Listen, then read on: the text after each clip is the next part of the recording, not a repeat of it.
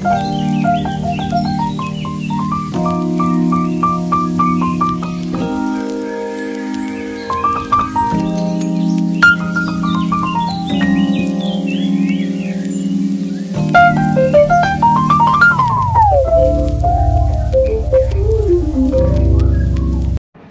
And welcome back to my channel Jhiliks diary. तो आज के आमी देखाबो a period day of my life. तो जेदिन स्टार्ट हय पिरियड तो कैलेंडारे आमी सेई तारिखटाते हार्ट शेप करे दिচ্ছি। एरपरे किछुदिन माने एई तारिख थेके किछुदिन आमी निजेर बेशी करे जत्न नेब, बेशी केयार नेब, सेई जोन्नो एई हार्ट शेप मार्क करे राखছি कैलेंडारेर डेटे। पिरियड शुरू हये गेছে माने good by two white bedsheet. এই সুন্দর হোয়াইট বেডশিটকে তাড়াতাড়ি চেঞ্জ করে ফেলতে হবে, নালে দাগ লাগার একটা চান্স থাকে। তো এটা হচ্ছে আমার পিরিয়ড ডের বেডশিট, পিরিয়ড স্পেশাল বেডশিট। এই রেড বেডশিট যে কদিন পিরিয়ড চলবে এই ধরনের ডার্ক কালারের বেডশিটই ইউজ করা ভালো। তো সেটাই আমি দেখিয়ে দিলাম। এরপরে চলে গেলাম ছাদে। ছাদে গিয়ে দেখছি যে অনেক লাউ শাক হয়েছে। লাউ এখন তো ধরছে না, তো লাউ শাকটা কেটে খাওয়া যাবে। লাউ শাকে প্রচুর আয়রন থাকে, যেহেতু প্রচুর পরিমাণে ব্লাড বেরিয়ে যাচ্ছে, তো সেই আয়রনের ঘাটতিটা পূরণ করতে হবে। তো সেই জন্য আয়রন রিচ ডায়েট মেনটেন করা এই সময়টা খুবই প্রয়োজন। তাই জন্য লাউ শাক কেটে নিলাম, এতে প্রচুর আয়রন আছে। আর কলা পাতাও কেটে নেব। একটা সুন্দর রেসিপি আমি শেয়ার করব। এটা হচ্ছে আমার দাদুর রেসিপি। এটা খুব ভালো খেতে, খুব চটজলদি হয়েও যায়, বেশি কিছু লাগে না আর বেশি স্পাইসিও না। আর হ্যাঁ, এই সময় কিন্তু একটু কম স্পাইসি জিনিসই খাওয়া ভালো। বেশি ভাজাভুজি, বেশি মশলাদার জিনিস কিন্তু এই সময়টা অ্যাভয়েড করাটাই ভালো। তো আমি চটজলদি আপনাদের সাথে এবার শেয়ার করব হেলদি ডায়েট রেসিপি, যেটা এই সময় আপনারা চাইলে বা অন্য সময়ও খেতেই পারেন। তাতে আপনাদের বডিতে যে এনার্জিটা, ব্লাডটা লুজ হচ্ছে, সেটা তাড়াতাড়ি রিকভার হতে সাহায্য করবে। তো লাউ শাকটা কেটে ফেলা হয়ে গেছে। এরপরে দেখাই রেসিপিটার জন্য কি কি লাগবে। নারকেল কোড়া, চিংড়ি ছাড়ানো ভালো করে, আর হচ্ছে কাঁচা লঙ্কা। তো একে একে মিক্সিতে এই নারকেল কোড়া দিয়ে দিচ্ছি। নারকেল কোড়াতে কিন্তু প্রচুর ফাইবার থাকে, ভিটামিনস থাকে, আর পেটটা ভরিয়ে রাখতে সাহায্য করে। এরপরে দেখাই চিংড়ি দিয়ে দিচ্ছি, এতে প্রোটিন আছে। এরপরে কাঁচা লঙ্কা দিয়ে দিলাম। এরপর স্বাদ মতন নুন আর প্রয়োজন মতন হলুদ দিয়ে দিলাম। এবার এটাকে ভালো করে মিক্সিতে পেস্ট করে নিতে হবে। পেস্ট করার পরে ঠিক এরকম লাগবে। এর উপর দিয়ে কাঁচা তেল ছড়িয়ে দিতে হবে। তো এটাকে ভালো করে মিক্স করে নিতে হবে। তারপরে এই মিশ্রণটাকে ফ্রাই প্যানে একটা কলা পাতা যেটা কেটেছিলাম সেটা ভালো করে ধুয়ে নিয়ে দিয়ে দিচ্ছি। তার ওপর এবার একটুখানি তেল ছড়িয়ে মা এটাকে একটু গ্রিসি করে নিচ্ছে পাতাটাকে। তারপরে ওই যে মিশ্রণটা, পেস্টটা তৈরি করা হয়েছিল, সেটাকে এর মধ্যে দিয়ে দেওয়া হলো। এরপরে এটাকে ভালো করে প্যানকেকের শেপ দিয়ে নিয়ে, যে যেরকম শেপ দিতে পারে। আমি আমার মা অ্যাকচুয়ালি হার্ট শেপ দিয়েছিল, যেহেতু এক্সট্রা কেয়ার নেওয়ার দরকার, তো সেই জন্য।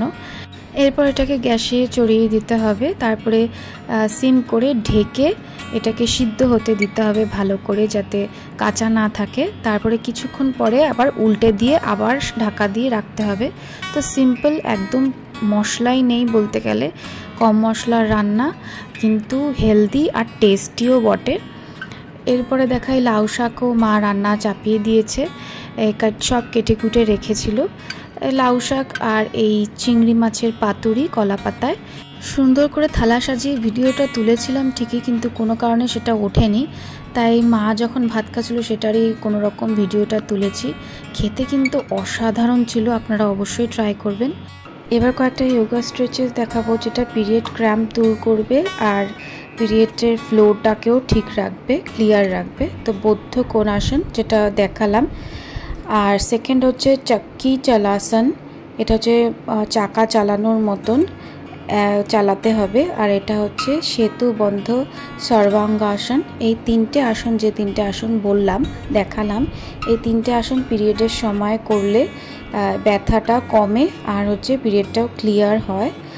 আর তারপর হচ্ছে প্রাণায়াম, যত রিল্যাক্স ফিল করা যাবে তত এই সময় ভালো। তার জন্য ব্রিদিং এক্সারসাইজ প্রাণায়াম খুবই দরকার। আর যাদের প্রচণ্ডই ব্যথা করে তাদের জন্য এই হট ব্যাগটা খুবই প্রয়োজন। এর মধ্যে উষ্ণ জল ভরে নিয়ে এটাকে পেটের তলপেটে দিতে থাকলে পিরিয়ডের ক্র্যাম্পসটা অনেকটাই কমে যায়। এরপরে আমি দেখাবো পিরিয়ডটা যাতে ক্লিয়ার হয়। অনেকের ক্লিয়ার না হওয়ার সমস্যা থাকে, যাতে ক্লিয়ার হয় আর ব্যথাটাও কম হয় তার জন্য একটা ড্রিঙ্ক দেখাবো, জিঞ্জার ওয়াটার। আদা জল ফুটিয়ে নিলাম, তার মধ্যে এক টুকরো গুড় দিয়ে দিতে হবে। গুড়ে আয়রন আছে আর আদা অ্যান্টিঅক্সিডেন্ট। ব্লাড যেহেতু লস হচ্ছে সেক্ষেত্রে যত iron rich drink, vitamin C rich drink, কম মশলাদার খাওয়ার, হেলদি ডায়েট মেনটেন করা যায় এই সময় ততই ভালো। আর হ্যাঁ, অবশ্যই হাইড্রেট রাখতে হবে বডিকে। এই সময় স্কিনটা একটু ড্রাই ফিল হয় আর ইরিটেটেড থাকে, যেহেতু হরমোনের ব্যালেন্সটা একটু এদিক ওদিক থাকে সেই জন্য। তো অবশ্যই বেশি করে জল খেতে হবে। এবার আমি আমার একটা রিল্যাক্সিং টাইম বের করে নিচ্ছি। এই সময় ভারী কিছু করা উচিত না, একটা রিল্যাক্সিং টাইম নিজের জন্য রাখতে হবে। তো তার জন্য আমি একটা বই নিয়ে নিচ্ছি আর এই যে হট ব্যাগ নিয়ে চা নিয়ে বসে পড়েছি। এটা আমার মি টাইম, একদম রিল্যাক্স করার জন্য। সব কাজ বাজে শেষে অবশ্যই আপনারা এটা ট্রাই করবেন, দেখবেন অনেকটাই হেল্প হবে, স্ট্রেস রিলিফ হবে। তো এই টিটা, জিঞ্জার জ্যাগেরি টিটা এনজয় করতে করতে আমি এই বইয়ের পাতা উল্টাবো। এতে আমার অনেক স্ট্রেস দূর হবে। ফোন ঘাঁটা একদমই উচিত না। আর ফোন ঘাঁটলে কি হয়, ব্লু লাইটটা চোখে পড়ে, তার জন্য স্কিনেরও ক্ষতি আর ঘুমও কিন্তু খুব ডিস্টার্ব হয় ফোন বেশিক্ষণ ঘাঁটলে। তো অ্যাকচুয়াল যদি আপনারা রেস্ট নিতে চান সেক্ষেত্রে বই পড়া বা অন্য কিছু করা, মানে সোশ্যাল মিডিয়া বা ফোন থেকে দূরে থাকাটা কিন্তু খুব প্রয়োজন।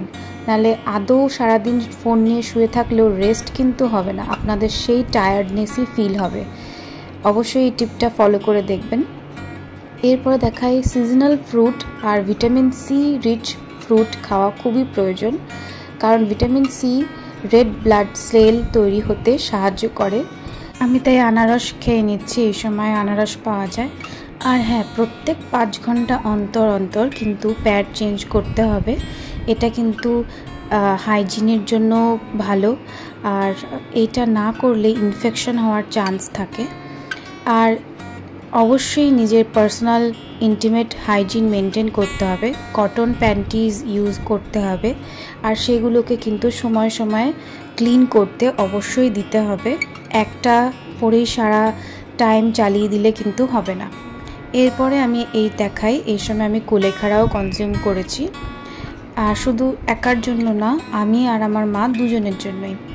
সেই পিরিয়ডস থাক না থাক কুলেখাড়া কিন্তু যে কোনো সময় খাওয়া যায়। যাদের পিরিয়ডসের সমস্যা থাকে, টাইমে হয় না, তারা কিন্তু এভরিডেই খেতে পারে। শুধু একটা টিপ আপনাদের মেনটেন করতে হবে, কুলেখাড়ার মধ্যে 2 ফোঁটা পাতিলেবুর রস অবশ্যই দিতে হবে, তাহলে কুলেখাড়ার যে কার্যকারিতা সেটা 10 গুণ বাড়িয়ে দেবে। তো আর এটা বাড়ির সব মহিলারা কিন্তু কনজিউম করতে পারে।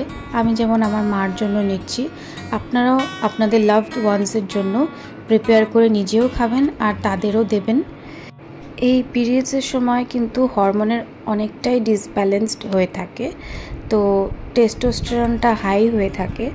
এই জন্য মিনিমাম স্কিন কেয়ারটাই বেটার। ভিটামিন সি এই সময় অ্যাভয়েড করাটাই ভালো, কারণ স্কিন কিন্তু এই সময় খুব সেন্সিটিভ হয়ে থাকে।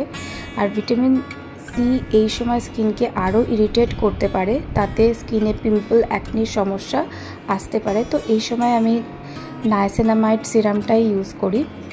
আর আমি একটু বেরোবো, তার জন্য আমি রেডি হয়ে নিচ্ছি।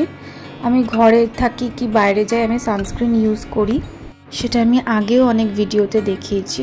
এবার একটুখানি লিপস্টিক লাগিয়ে নিচ্ছি। এটা মেবলিনের ম্যাট ইঙ্ক লিপস্টিক। অন্য সময় আমি সবসময় লিপ টিন্টই বেশি ইউজ করি। এরপরে একটুখানি পাউডার লাগিয়েছিলাম, সেটার ভিডিওটা আর তোলা হয়নি। তারপরে আমি একটুখানি ব্লাশ লাগিয়ে নিচ্ছি। আমার কিন্তু মেকআপ বলতে জাস্ট এইটুকুনি।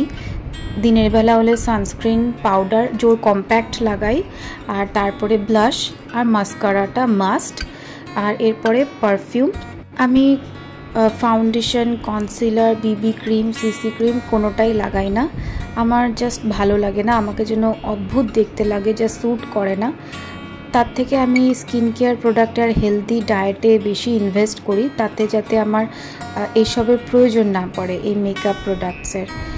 আর যেহেতু বাইরে বেরোবো দিনের বেলা, তো তার জন্য বডি সানস্ক্রিনও লাগিয়ে নিচ্ছি। এটা উইশ কেয়ারের body sunscreen, SPF 50 PPP+ rating আছে, আর এতে সিরামাইডসও আছে। তো ভালো করে সারা বডিতে ভালো করে সানস্ক্রিনটা অ্যাপ্লাই করে নিচ্ছি। আর কানের দুল পরে সব লাগিয়ে রেডি হয়ে গেছি। অবশ্যই কমেন্ট করে জানাবেন আমাকে কেমন লাগছে।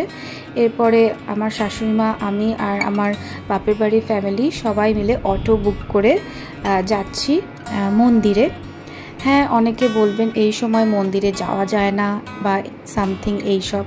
আমি আগেই বলে দিই, এই পিরিয়ডসটা কিন্তু একটা ন্যাচারাল প্রসেস। আর যে মাকে আমরা পুজো করি সেও কিন্তু ঋতুমতী হন। আর আমি বেলুড় মঠ থেকে দীক্ষিত, রামকৃষ্ণ মিশনের আদর্শে আমি বড় হয়েছি। তো শ্রীরামকৃষ্ণ পরমহংসদেব বলেছিলেন মাকে যে পিরিয়ডসের সময়ও সে যেন পূজা করে। তো আমি সেই জিনিসটাকেই ফলো করি। আর এই সুপারস্টিশনটা যেটা অনেক বছর ধরে চলে আসছে, আমি এটাকে একদমই মানি না। এমনি সব কিছুই এগিয়ে গেছে, মেয়েরা কাজও করছে, ঘরও সামলাচ্ছে, সব কিছুই করছে, কিন্তু মনের মধ্যে এই যে ধারণাটা, পিছিয়ে পড়ার ধারণাটা, এটা কিন্তু রয়েই গেছে। এটা কিন্তু সময়ের সাথে সাথে চেঞ্জ করতে হবে অবশ্যই। পিরিয়ডস হওয়াটা একটা খুব ভালো জিনিস, না হলে বরঞ্চ সমস্যা, ডাক্তার দেখাতে যেতে হয়। তো এই জিনিসটাকে ভালোভাবে গ্রহণ করা উচিত, এটাকে অন্য চোখে না দেখাই কাম্য। তো এবার নেক্সট দেখাই, পৈলানে যথারীতি প্রচণ্ড ভিড় হয়েছে। তো আমি একবার গেছি, কিন্তু আমার ফ্যামিলি আর আমার বাকি গ্রুপরা পৈলান, আমার ফ্যামিলি যায়নি, মা বাবা যায়নি। তো দেখিয়ে দিই পুরো মন্দিরটা, খুবই সুন্দর, কিন্তু একটাই ব্যাপার প্রবলেম, সেটা হচ্ছে ভিতরে ছবি তুলতে দেয় না। যা এইটুকুনি বাইরে থেকে তুলতে পেরেছি, তাই ওখান থেকে বকবক করা শুরু হয়ে গেছিলো।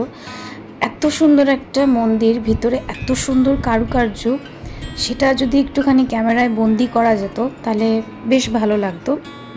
তো যাই হোক, আর এই যে দেখুন ডার্ক কালারের আমি ড্রেস পরে নিয়েছি, যেহেতু পিরিয়ডস চলছে, হালকা কালারে কিছু পরা যাবে না। আবার রাস্তায় বেরিয়েছি, লুকিয়ে লুকিয়ে দেখুন আমি এই সোনার নারায়ণের ছবি তুলে নিয়েছি। সবাই এখানে এসে এই নারায়ণকে স্নান করাচ্ছিল।